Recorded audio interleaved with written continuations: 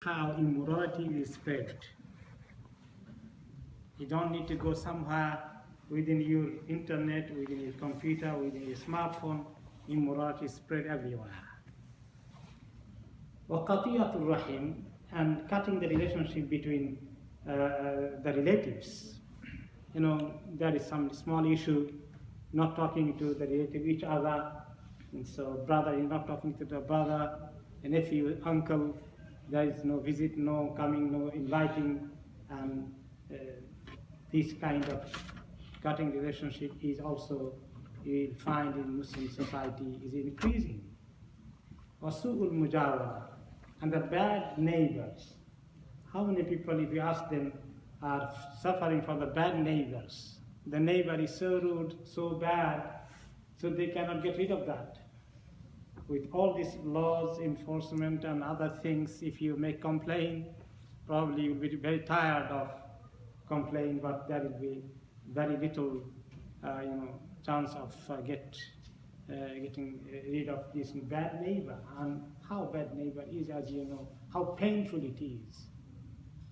How painful it is. That's why one of the hadith of Rasulullah sallallahu alaihi wasallam says that the one who is good to the neighbor, he is a good believer. Being a good neighbor, you get a quality of a good believer. And bad neighbor is totally opposite. Some people, how the bad neighbor is, if you have, kids, little bit of noisy, then suddenly next door man will be knocking the door. Okay. Sometimes you see the mistake. You want to fix your wall, fix your shelf.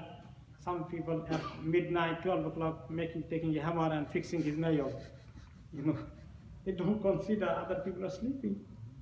Some people will be using their, listen to the music so loudly, other people are sleeping. In the neighbor, somebody's baby cannot sleep, or somebody is very terribly ill, and other guy is celebrating his all this, music and other things. So there is no consideration. People are so selfish. So this is one of the things, it may increase before the Qiyamah. Next one, intishar riba wa aklul haram. Okay, so the increase of the riba, the interest, the spread of interest. Today, almost all of the transactions are based on the interest, especially the international business and many other things. The big business are all engaged almost in interest. There is no any kind of transaction you'll find very hardly the big transaction without involvement of interest. بين يدي الساعة يظهر الربا. Before the Qiyamah, the riba will increase, will spread more. Okay. Another hadith said that everybody will be having the part of the interest. That means if you individually don't like that, but whole economic system will be based on interest, that there is no escape route for you. Sometimes when you see Islamic finance, Islamic banking system trying to work very hard how to make, away all transactions from interest, very difficult.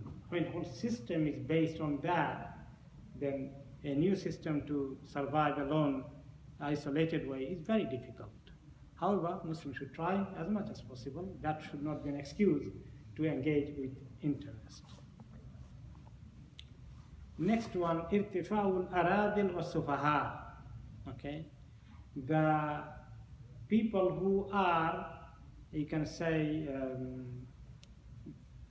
ignorant type of people, bad character people, and those who are some kind of stupid, you could tell them as well. They are holding the positions. They are running the society.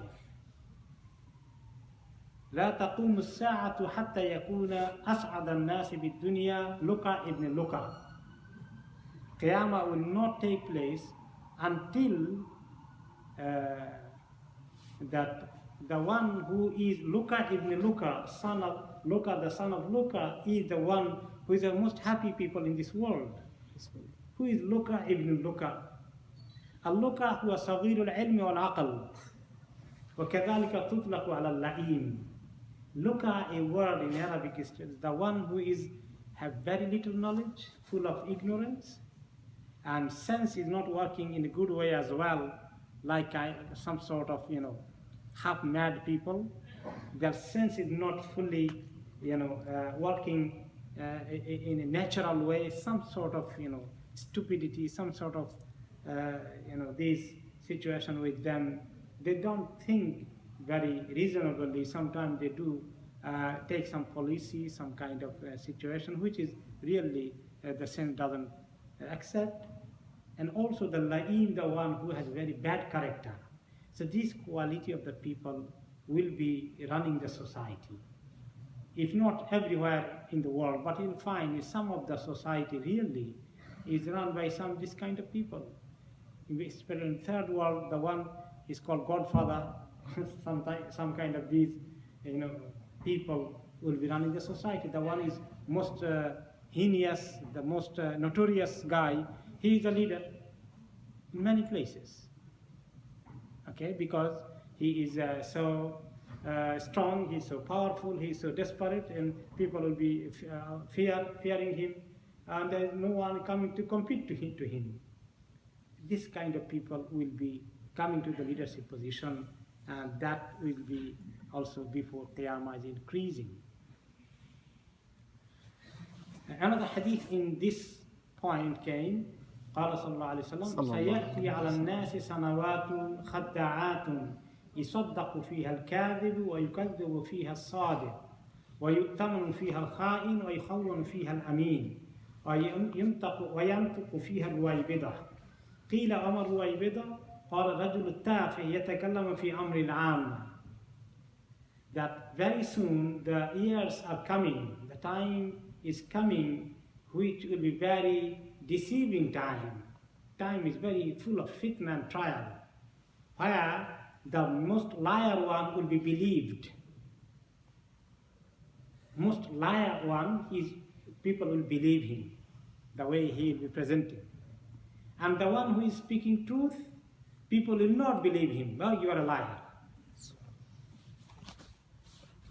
All these are coming to this world, already in existence. Okay? And the one who is who breaches the trust, he will be entrusted with big trusts. And the one who is trustworthy, people will not trust him. Totally opposite. If you go to the third world, many Muslim countries, this is the situation, unfortunately. Okay? And the one who is Ruwaybida, he will be talking about the people's affairs, people's fate, people's issues will be dealt by him and will be talked by him. He'll be suggesting people how people will be running their society. This is called Ar-Ruwaybida. Ar-Ruwaybida will be taking lead in talking. Then Sahaba asked, who is Ruwaybida, Ya Rasulullah? Then he said, the man who is most stupid one, he will be talking about all public affairs. He's the one who will be issuing the statement that people need to listen to him. He will be flourished. He will be given attention. The one who talks good, with good sense, his one will be not taken by the media, by other people. So, a bit of this already in existence, probably it will be increasing more. So, media can make somebody who is a liar, he's become the hero. The one who is true speaking, he become very criminal one. This is the magic of media. Already happening. Next one, تباهي الناس بالمساجد وزخرفتها. Competition to build a beautiful mosque and to beautify it more. لا تقوم الساعة حتى يتباهى الناس في المساجد. Qiyamah will not take place, the hour will not take place until people are competing about the beautifying and decorating the masajid. Ibn Abbas radiallahu anhu said, لا تزخرفنها كما زخرفت اليهود والنصارى.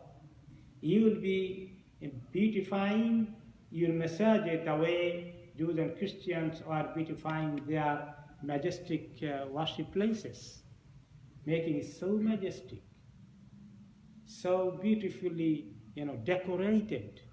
All this will be taking place, and this is big for Qiyamah is increasing more.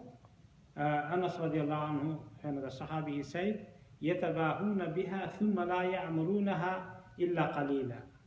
So they will be doing, showing off and competing who is making the biggest mosque, who is making the most beautiful mosque.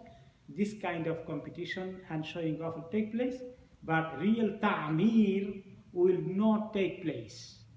What is real ta'mir? إنما يعمر مساجد الله من آمن بالله واليوم الآخر.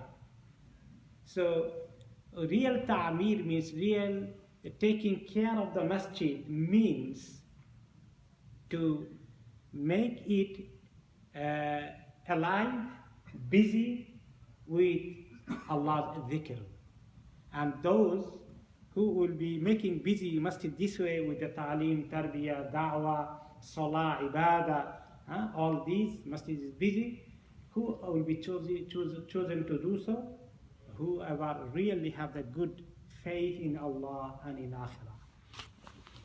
That sense of taking care of the masjid with the spiritual side of it, with the knowledge, with the ibadah, with the da'wah, with the salah, with the talks, with the main purpose of the masjid will be done by those only who believe in Allah and in the Day of Judgment. But many of the kings, many of the rulers will be making majestic masjid, building huge one, competing who have done the biggest mosque in the world, or most beautiful one in the world, will be done by only those who really is not taking care of the mosque in the real spiritual sense. Only the structure one, outside one is their target. They are not really good believer in Allah and in hereafter. Umar ibn Khattab radiallahu anhu, he forbidden that. Naha an zukhrat al masajid. He forbid people to make masjid is very beautiful, to make it very simple and humble. That Allah and His Prophet wanted, even Sahaba understood that way. That to make the masjid, it could be big because it is a need, people will be coming more, that is okay. But to keep it maybe strong as well, no problem. Good quality building, fine. But not to make it so decorated. And this is the showing off you make. No. Make big but humble and simple. Why? خوفا أن ينشغل الناس عن العبادة. With the worry that people could be busy with building this outside structure, and they will be not taking care of the masjid in terms of ibadah and ta'ah and the spiritual activities. Even فقال للقائمين على تجديد المسجد النبوي. When in his time, Umar radiallahu anhu hadith,